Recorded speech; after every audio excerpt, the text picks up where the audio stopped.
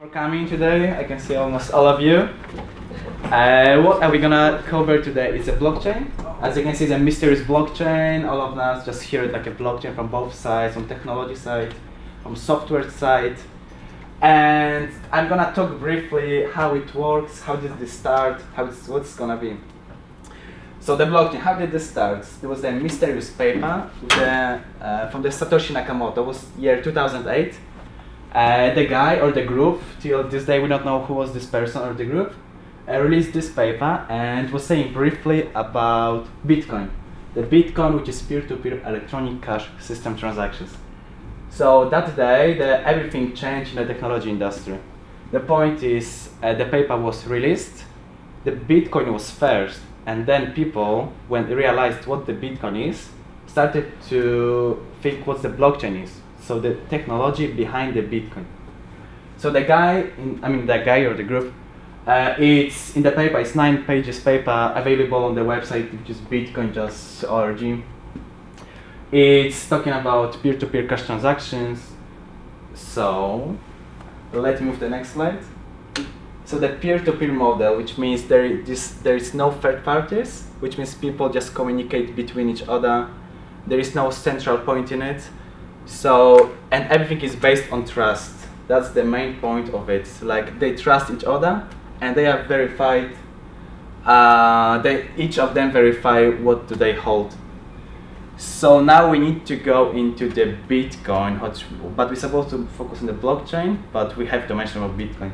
So how the Bitcoin operates, which is, as you know, I guess, is a currency, e-currency. So let's go to the Bitcoin. So one of the problems to verify if the Bitcoin, which can be mined from the network, it's double spending problem. So how does it work? Basically, you can mine your Bitcoin in the network, but everyone can do it. But to do it, you need the process. You need the strong computer to do it. So everyone can mine the Bitcoin, and if you finally get the Bitcoin from the network, which happens average every 10 minutes, you need to upload your Bitcoin to the network. And when your Bitcoin is in the network, someone needs to approve this, that the Bitcoin is correct. And there are some numbers, like when you have just Bitcoin which is worth less than $10,000, you need just one confirmation or approval. When the Bitcoin is worth it more, and when it's worth it more than $1 million, you need 60 approvals from the network. And then your Bitcoin is added to the chain and is accepted. And this is the longest part of the chain. And this still exists and is building up.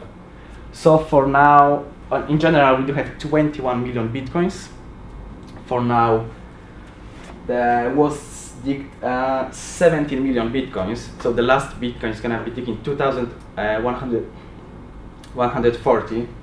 So it's still 120 years. The last Bitcoin is gonna be taken with no more Bitcoins. After 120 years? After 120 years. 2140 is the last Bitcoin is gonna be. Wait, can I have a question, or we Yeah. wait to the very end? No, go. So you said that the Bitcoin that is worth more than $1 million dollars. If there is. Yeah, it has to be approved by 16. You said, yeah. Yes. You need 16 approvals. Who from the network? So who does it? I mean, like, because we can be a part of the network as well. Yeah, of course. Is it just like, people that belong to the network, or is it kind of like a specialist? I mean, like basically, who's responsible for that? Basically, as on the previous slide, the peer-to-peer transactions. Yeah. But in nowadays, there is six biggies, let's say, like kind of, and they count for 10% each, more or less. Mm-hmm. And they have a power to kind of approve this even faster. Okay, so it can't be just like any. I mean, it can be the random person as well, because they want to move and find the next Bitcoins.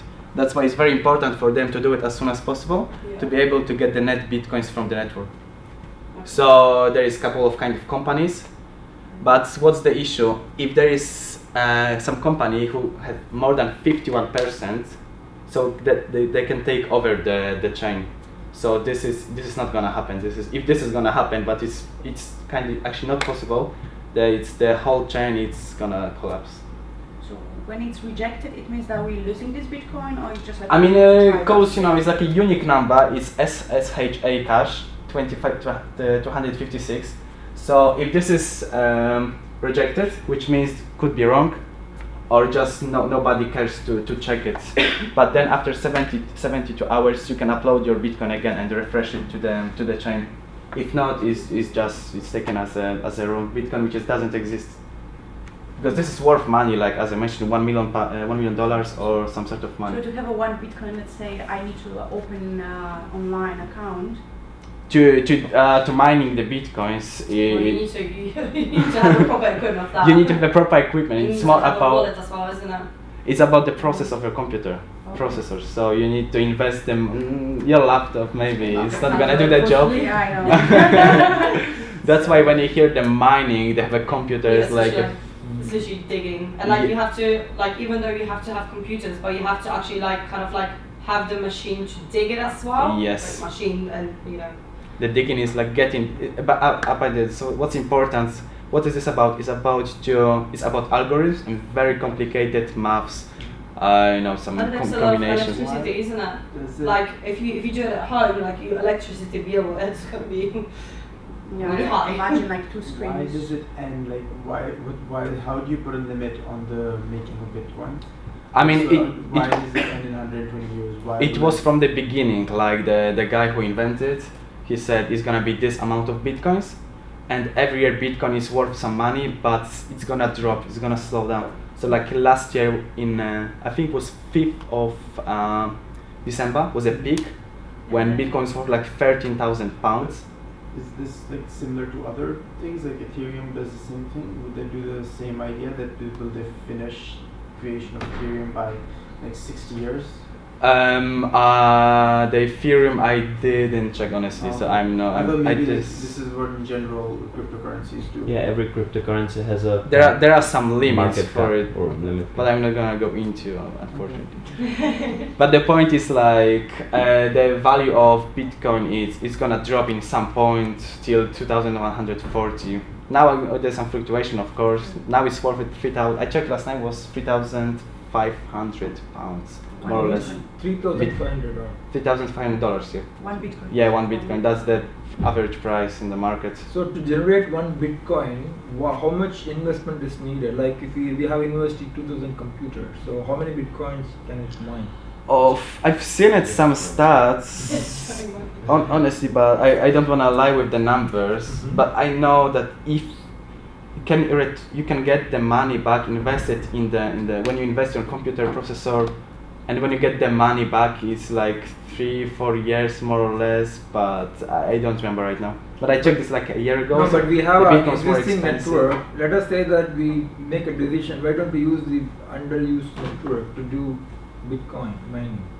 I mean, like university, who gets the facilities. I mean, Then it is already there. You're not investing anything, isn't it? Just compressing power. I mean, it's gonna just use the computers, and everything is gonna slow down at some point because it's gonna work on the very high speed. Long time back, one company came and they said that why don't you give me your network processing during the night time, and I'm going to use it for one was SETI project, search for extraterrestrial intelligence, where they need to do some very complicated calculations, and the other one was I forgot what it was. So they had these 2 ideas, and then I took it to the IT guy and said, why don't we do this? And said, no way. He didn't even want to hear more. He said, no, I can't do it. I mean, it's not like it's risky because you get the Bitcoin, you're gonna put in the market, and you're gonna get the money. But everyone does this. So for the university, let's say this type of institution, it could be kind of looks bad. I don't know. It could be like, some. just look controversial. I think. Yeah, like because they use the people, I uni feel like people facilities. still like, obviously there are people that are more and less educated, and like we know that can be, a future of the world in general, cryptocurrencies, but there are people that's still like kind of, I feel like they kind of reserved and see it as a bad thing because they don't know what it is about. So I feel like if that would come out and the university actually will do it, it's just the reputation that it will get that like university is really, really serious institution That's the that does point. bitcoins at the same time. It just it just wouldn't look good. And the prices Even though- change as well, so it's like year ago was 13,000 I think and it's more about 3,000. like reputation and like public reaction. But to some people were using No, I know that the NASA US would never computers. do that, but I just want to know how much we can do if we have a network like that. So that you don't know like how many bitcoins you can. Oh, I don't know the facilities. But I know They're that now some able, people but in then- NASA were using their computers to get the big. Of course, they were out, and they do this anymore. I remember It this was guy illegal. wanted, actually he had very advanced videos and he wanted to do some graphics animation, and he wanted to use the university processors, and he said that he will pay you for that, and I will use the machine during off-peak time, and where I use he wanted to use this 3D, for 3D animation you use sophisticated, it consumes a lot of processing power. And that's something quite ethical, but they were concerned about security and all that. Of the whole network. Okay, good. Yeah. So to identify the Bitcoin, there's unique hash or all the Bitcoins, which says here. And to make it clear that the whole chain, you need to have a hash from the previous blockchain and the date when for the previous block and the date when the block was mined. So then you can figure out what's the order, and you can find out what was it. So the next one is how we used to operate with our centralization, and then what the Bitcoin is about distribution. So that's why everyone can compare with each other. And this is just the cloud. And when you make any changes in a distribution, which is the blockchain, you affect the whole chain. So as I mentioned before, there is a hash and the previous hash plus date. So when you affect the hash, every hash is changing from the previous one. So we can find out where the changes been made. That's why this is the good part of the technology, because you can really easily find out who made the change and when and which block. Okay, so was briefly about the Bitcoin. So now let's use some examples of the blockchain in our days. How do they use the blockchain? It's not that completely like Bitcoin, it's more about the trust. So let's say this one, which is the Swiss blockchain voting. And as you know, when you vote, you need to go and vote. So the Swiss, they trying basically implement this in a blockchain, so everyone has a digital ID, which is verified of course, and you can use your digital ID for voting. And why this is good? It's very good in corrupt countries, because when you have your ID, digital ID, you can usually avoid double voting. They don't gonna, fake on your votes. So that's the very good hope. I do really hope it's gonna happen very, very soon. But it's still on the trial in the Swiss company. I think it's a Yupon company. And the blockchain in the supply chain, this is what's related to us. So it's a Walmart and IBM. So it's worth to mention IBM. They are kind of responsible. They took over to make any changes in the blockchain in the supply chains. They just cooperate with this stuff. So even this one, IBM was cooperating with some huge corporations such as Nestle, Tyson, Unilever, and it's all about tracking the goods, where they're coming from, even the grocery, where they who made, all of them, to find a blockchain how this has happened, that the item is, where is it right now. If there is some issue, just figure out very easily who made some sort of mistakes. And of course it shows the transparency and visibility and improves the economics. The other example is Maersk. Maersk, I guess you know what's Maersk. And this is a very good change, and it's good for us as well, because they don't cooperate only in their company, they affect the whole industry. They broadly cooperate with, there's 90 different parties from Peru, from Australia, Saudi Arabia, so all around the world. And what is this about? It's mostly about the shipping and containers, as the Maersk is about. And they are able to track, I need to help with my note. They are able to track the containers and also And also, okay. So anyway, so it's Trade Lanes. Trade Lanes. It's a company again set up by IBM and Maersk, and this company is responsible for tracking the shipments, even controlling the temperature, and it's everything related with Internet of Things, of course.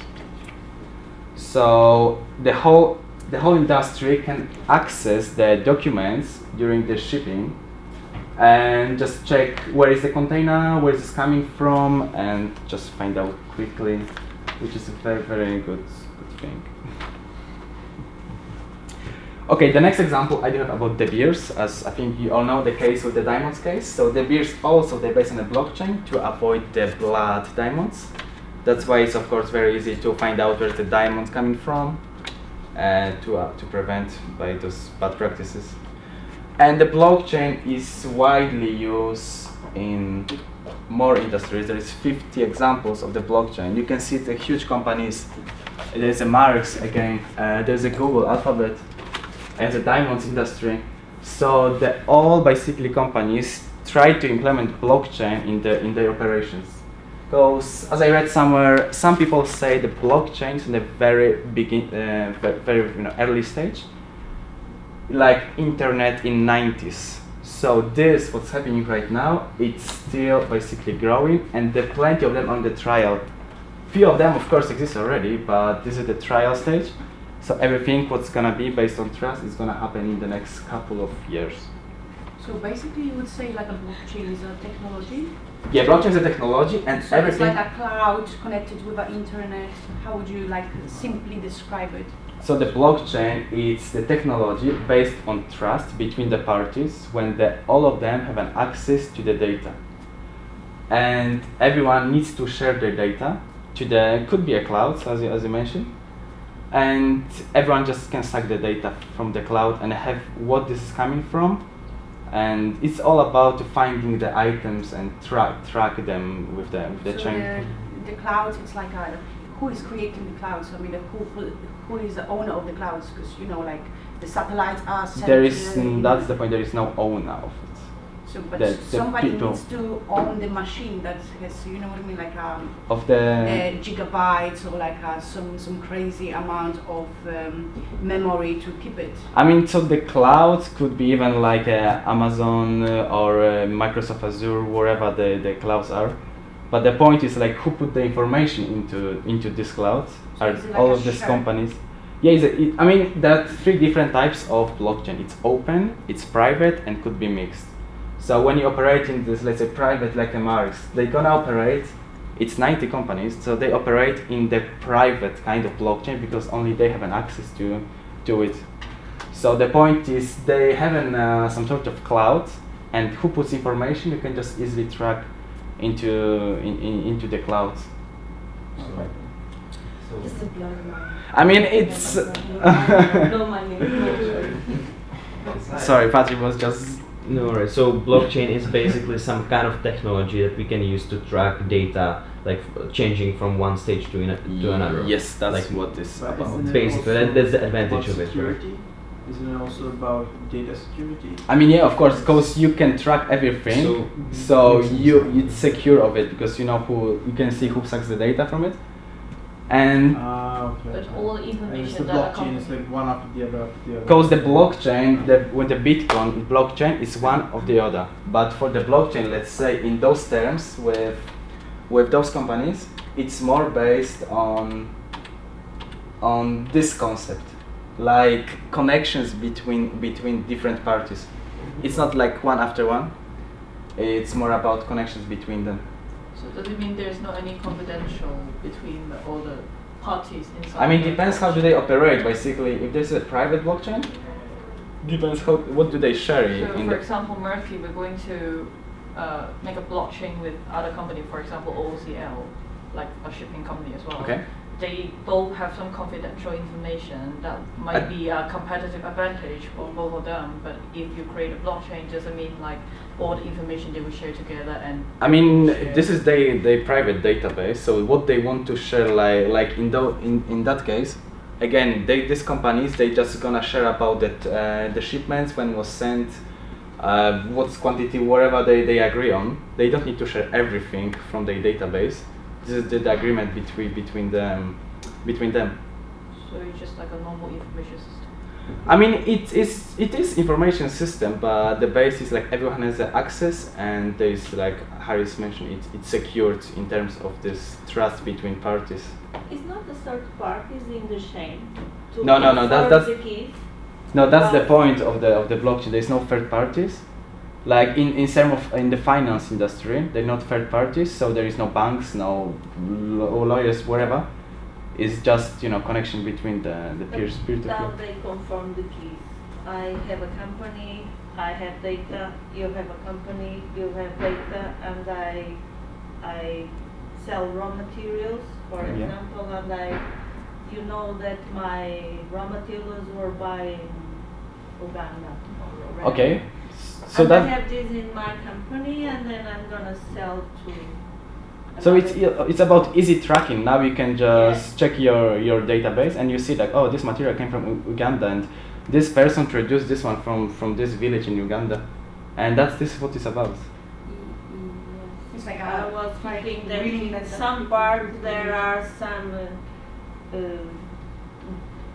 confirmation about the third party government or whatever about the keys of that chain. Okay, What I'm thinking. I think you are bouncing off a lot of questions and you've done a very good job. First, let's give a big clap.